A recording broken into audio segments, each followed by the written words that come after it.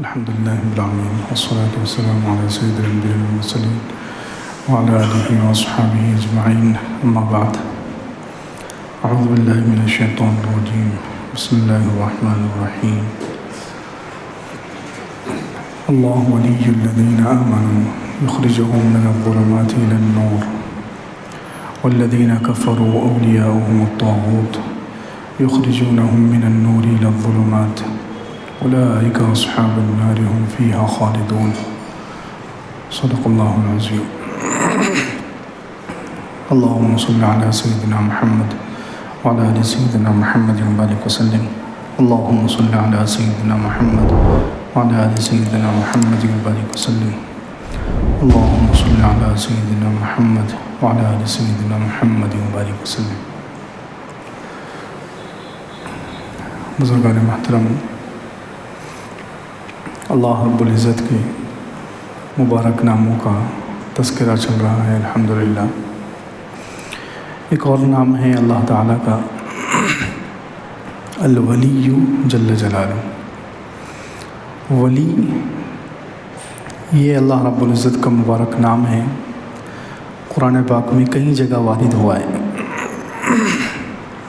اس کے معنی ہے خاص دوست، مددگار، سرپرست، کاموں کا ذمہ دار. یہ سارے معنی الولی کے آتے ہیں. قرآن پاک میں ایک جگہ اللہ رب العزت نے ارشاد فرمایا وَهُوَ الَّذِي يُنَزِّلُ الْغَيْثَ مِن بَعْدِ مَا قَنَطُوا وَيَنشُرُ رَحْمَتَهُ وَهُوَ الْوَلِيُّ الْحَمِيدُ. سورہ شورى میں ہے کہ اللہ وہ ذات ہے جو بارش اتارتا ہے بعد اس کے کہ لوگ مایوس ہو چکے ہوں. اللہ رب العزت بارش اتارتا ہے لوگوں کے مایوس ہونے کے بعد. وَيَنشُرُ رَحْمَتَهُ اور اپنی رحمت کو پھیلاتا ہے. کیوں اللہ تعالیٰ ایسا کرتے ہیں؟ کیونکہ وہ ولی الحمید ہے. وَهُوَ الْوَلِيُّ الْحَمِيدُ. اللہ رب العزت ولی ہے، انسانوں کے کاموں کا ذمہ دار ہے، انسانوں کا سرپرست ہے. انسانوں کے جو کام بگڑنے کے قریب جاتے ہیں اللہ رب العزت انہیں سدھار دیتا ہے. اب ظاہر سی بات ہے، زمین اگر اجڑ رہی ہے، زمین پر غلہ اور اناج نہیں اگ رہا ہے تو یہ انسانوں کے لیے نقصان دہ بات ہے، انسانوں کے لیے پریشانی والی بات ہے، انسانوں کے لیے بہت بری بات ہے کہ زمین سے غلہ ختم ہو جائے، اناج ختم ہو جائے، قحط سالی عام ہو جائے. تو اللہ رب العزت نے وہاں اپنا نام استعمال کیا کہ اللہ رب العزت ولی ہے، انسانوں کے بگڑے ہوئے کام بنا دیتا ہے، انسانوں کے کاموں کا ذمہ دار، انسانوں کا سرپرست. جیسے گھروں کا ایک سرپرست ہوتا ہے، باپ ہے، وہ بیوی کی بھی ذمہ داری سنبھالتا ہے، بچوں کی بھی ذمہ داری سنبھالتا ہے، اس کو کہتے ہیں سرپرست.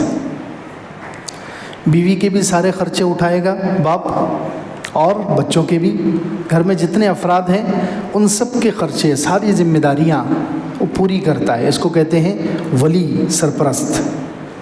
تو اللہ رب العزت ایمان والوں کا سرپرست ہے. سبحان اللہ، کتنا پیارا نام ہے یہ اللہ تعالیٰ کا کہ اللہ رب العزت ایمان والوں کے لیے، انسانوں کے لیے سرپرست ہے، اور ایمان والوں کا خاص ولی ہے، خاص سرپرست ہے. تو یہاں فرمایا وَهُوَ الْوَلِيُّ الْحَمِيدُ. اللہ رب العزت ولی ہے، یعنی بگڑے ہوئے کام بگڑنے پر آتے ہیں، وہاں سے اللہ رب العزت کاموں کو سدھار دیتا ہے، انسانوں کو مصیبتوں سے بچا لیتا ہے، انسانوں کو مصیبتوں سے بچا لیتا ہے. اسی طرح ایک اور جگہ اللہ رب العزت نے فرمایا انما ولیکم اللہ ورسولہ والذین آمنوا الذین یقیمون الصلاۃ ویؤتون الزکاۃ وہم راکعون. کہ تمہارا ولی، تمہارا خاص سرپرست، خاص دوست اللہ ہے. ایمان والوں سے کہا اللہ تعالیٰ نے ایمان والوں سے کہا. اوپر اصل میں یہود و نصارہ کی دوستی کا تذکرہ ہے.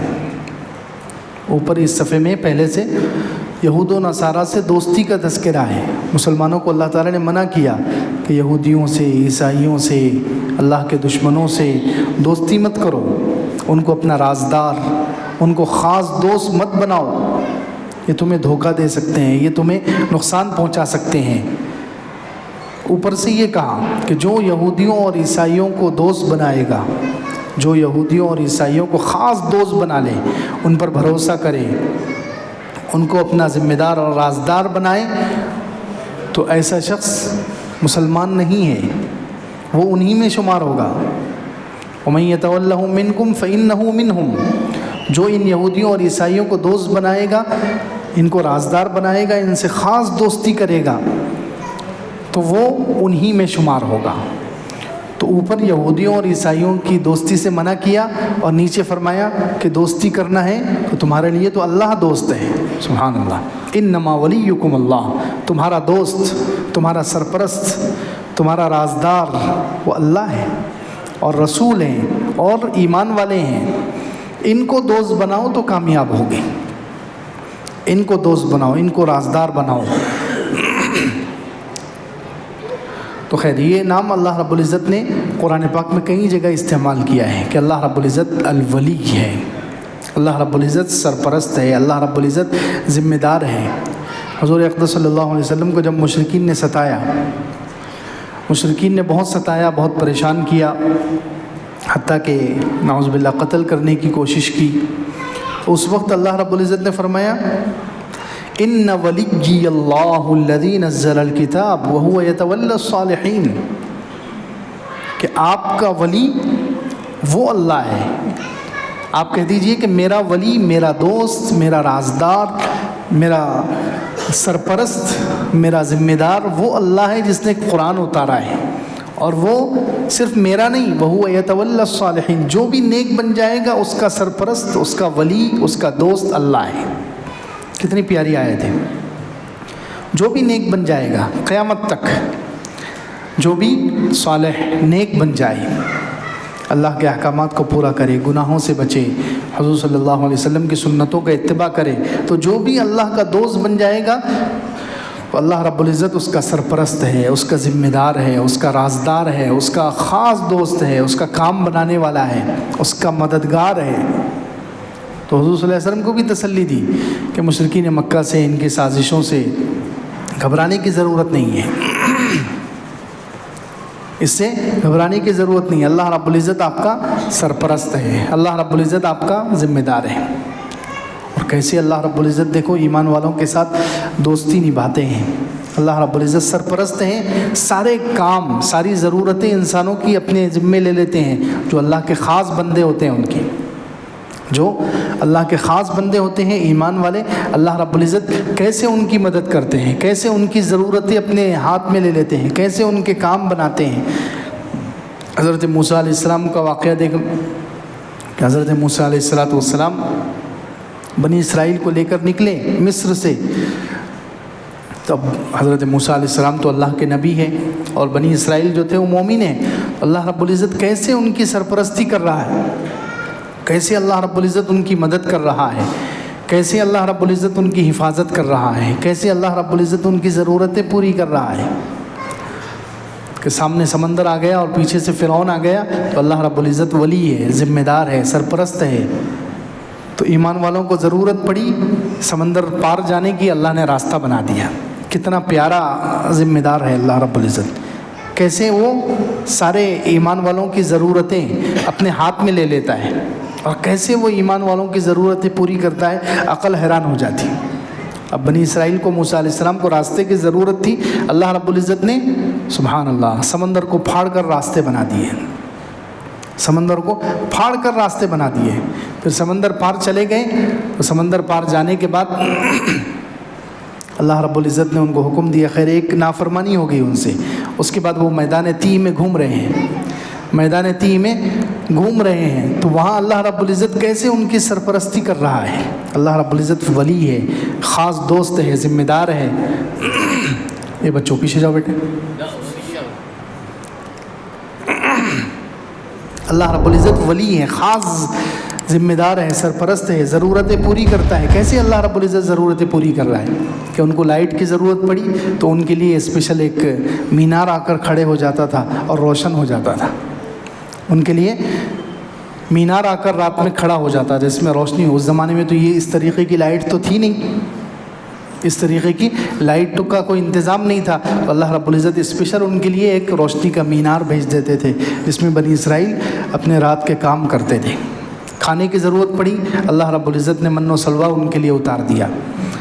دھوپ میں پریشان ہوئے، اب سایہ نہیں، کوئی سائبان نہیں، کوئی دیوار نہیں، کوئی چھت نہیں، جنگل میں پھر رہے ہیں 40 سال کے لیے، تو اب پریشان ہوئے سائے سے، تو اللہ رب العزت نے بادلوں کو بھیج دیا۔ اللہ رب العزت بادل کے ذریعے سے ان پر سایہ کرتے تھے۔ دیکھیے یہ ہے اللہ رب العزت ولی، اللہ رب العزت سرپرست ہے ایمان والوں کا، اپنے خاص بندوں کی اللہ رب العزت سرپرستی کرتا ہے، ان کی ذمہ داری پوری کرتا ہے، ان کے کام بناتا ہے، ان کی مدد کرتا ہے، اس کو کہتے ہیں ولی۔ اللہ رب العزت الولی ہے۔ کتنے واقعات ہیں کہ اللہ رب العزت نے ایمان والوں کی، اپنے خاص بندوں کی مدد کی ہے، تو اللہ رب العزت الولی ہے، مددگار، سرپرست۔ صحابہ کرام گئے غزوہ احد کے لیے، صحابہ کرام غزوہ احد کے لیے گئے، تو غزوہ احد میں مسلمانوں کا لشکر تھا 1000 کا، مسلمانوں کا لشکر شروع میں تھا 1000، لیکن بعد میں کیا ہوا، منافقین کا جو سردار تھا، منافقوں کا جو سردار ہے عبداللہ ابن ابی ابن سلول، تو وہ اپنے 300 آدمیوں کو لے کر الگ ہو گیا۔ اب بتائیے، پہلے ہی صحابہ کرام کم ہیں، مشرکین 1500 سے زیادہ ہے، اور صحابہ کرام 1000 ہی تھے، اس میں سے یہ عبداللہ ابن ابی منافقوں کا جو سردار ہے، یہ اپنے 300 ساتھیوں کو لے کر الگ ہو گیا کہ تم نے ہمارا مشورہ قبول نہیں کیا۔ تو اس نے رائے دی تھی کہ ہم مدینے میں رہ کر مقابلہ کریں گے، لیکن حضور صلی اللہ علیہ وسلم نے اس کی رائے نہیں مانی۔ حضور صلی اللہ علیہ وسلم نے کہا ہم آگے بڑھ کر لڑیں گے غزوہ احد میں جا کر، تو اس نے کہا جب تم نے ہماری بات نہیں مانی تو ہم تمہارے ساتھ کیوں لڑیں، تو وہ اپنے 300 آدمیوں کو لے کر الگ ہو گیا۔ اب صحابہ کرام کتنے رہ گئے؟ 700۔ اب 700 میں سے 2 صحابہ کرام کے 2 قبیلے، 2 جماعتیں ایسی تھیں کہ جب انہوں نے دیکھا کہ یہ 300 کم ہوئے تو ان کے ارادے بھی تھوڑے کمزور ہوئے۔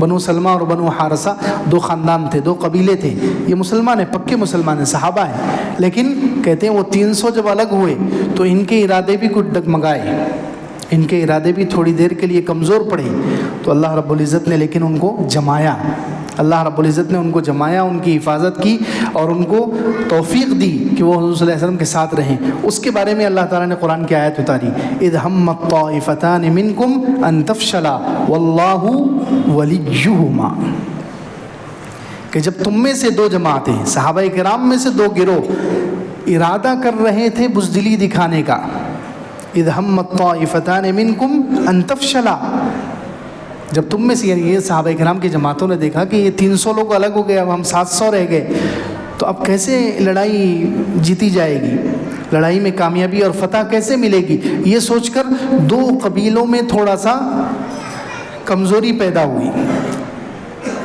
دونوں قبیلے مسلمان ہیں حالانکہ صحابہ ہیں، لیکن ان کے دل میں آیا کہ ہم بھی واپس چلتے ہیں، تو اس وقت اللہ رب العزت نے ان کے قدموں کو جمایا، ان کے دلوں میں اللہ رب العزت نے اللہ اور اس کے رسول کی محبت بڑھائی، جس کی وجہ سے وہ جمے رہے۔ تو اللہ رب العزت نے فرمایا اذ ہمت طائفتان منکم ان تفشلا، جب تم میں سے 2 جماعتیں، قریب تھا کہ وہ بزدلی دکھاتی، قریب تھا، انہوں نے ارادہ کر لیا تھا بزدلی دکھانے کا، لیکن واللہ ولیہما، اللہ ان کا ولی ہے۔ دیکھیے یہ بھی ایک عجیب بات ہے کہ اگر اللہ سے دوستی انسان کی اچھی رہے گی، اللہ سے تعلق اچھا رہے گا، اللہ کے دین پر پختگی رہے گی، تو بعض مرتبہ انسان کے پھسلتے ہوئے قدم کو اللہ جما دیتا ہے، کیونکہ اللہ ولی ہے۔ اللہ کیا ہے؟ ولی ہے، ذمہ دار ہے، سرپرست ہے، خاص دوست ہے۔ اپنے ایمان والے بندوں کو اللہ پھسلنے نہیں دیتا، اپنے ایمان والے بندوں کو اللہ پھسلنے نہیں دیتا، اللہ رب العزت نے بچا لیا۔ واللہ ولیہما وعلی اللہ فلیتوکل المؤمنون، اللہ ہی پر بھروسہ کرنا چاہیے ایمان والوں کو۔ تو اللہ رب العزت الولی ہے، اللہ رب العزت سرپرست ہے، اللہ رب العزت ذمہ دار ہے۔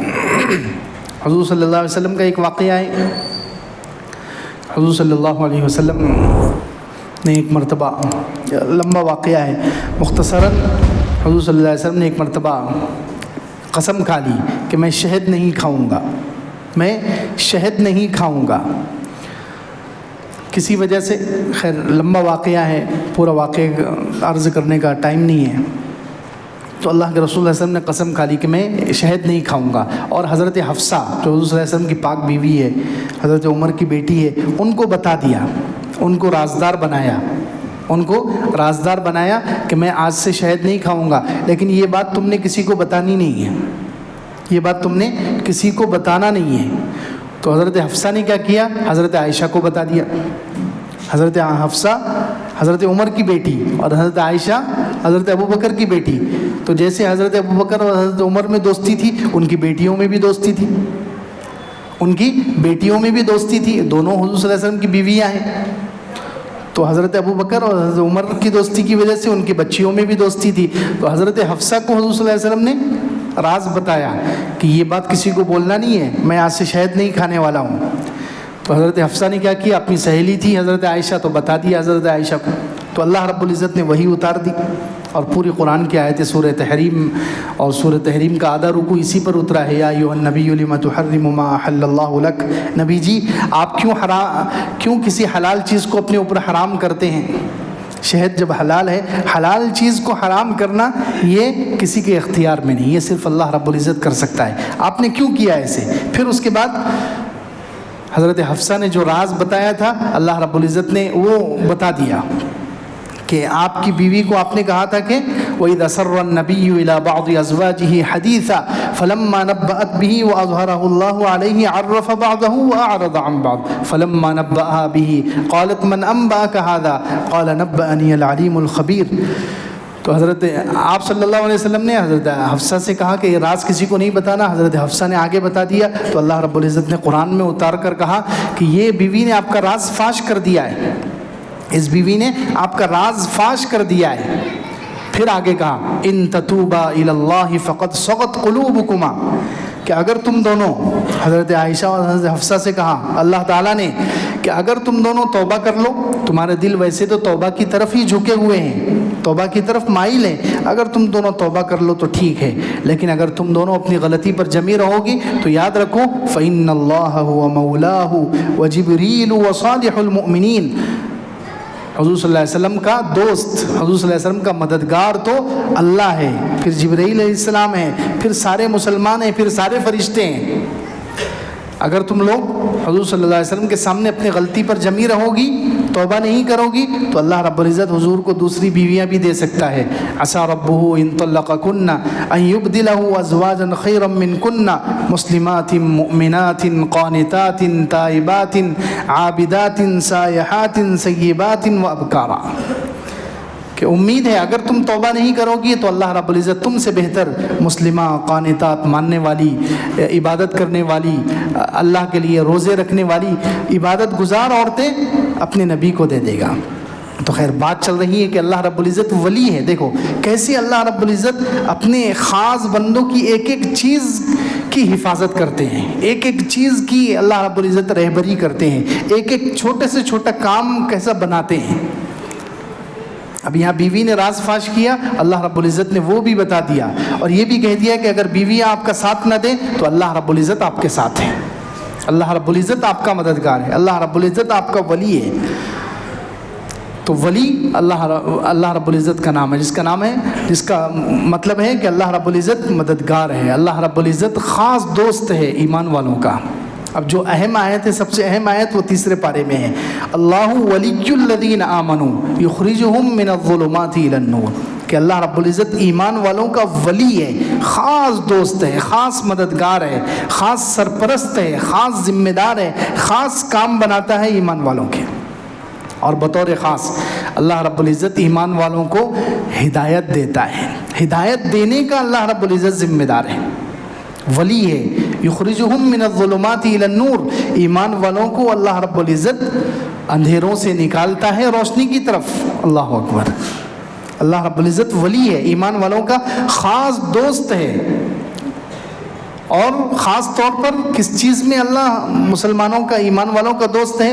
خاص طور سے ایمان والوں کا دوست ہے، مددگار ہے، ایمان والوں کا سرپرست ہے دینی کاموں میں، ہدایت دیتا ہے، اندھیروں سے نکال کر روشنی کی طرف لاتا ہے۔ اس کی اللہ تعالیٰ نے پھر 3 مثالیں دی ہیں آگے، اللہ اکبر۔ اسی جگہ تیسرے پارے میں جہاں پر یہ فرمایا کہ اللہ ولی الذین آمنوا، اللہ ایمان والوں کا ولی ہے، ذمہ دار ہے، خاص دوست ہے، وہاں اللہ رب العزت نے پھر کیسے اللہ تعالیٰ ایمان والوں کو ہدایت کے راستے دکھاتا ہے، کیسے اندھیروں سے نکالتا ہے اور روشنی کی طرف لاتا ہے، وہ 3 واقعات اللہ تعالیٰ نے بیان کیے۔ پہلا واقعہ بیان کیا ہے ابراہیم علیہ السلام کا اور نمرود کا۔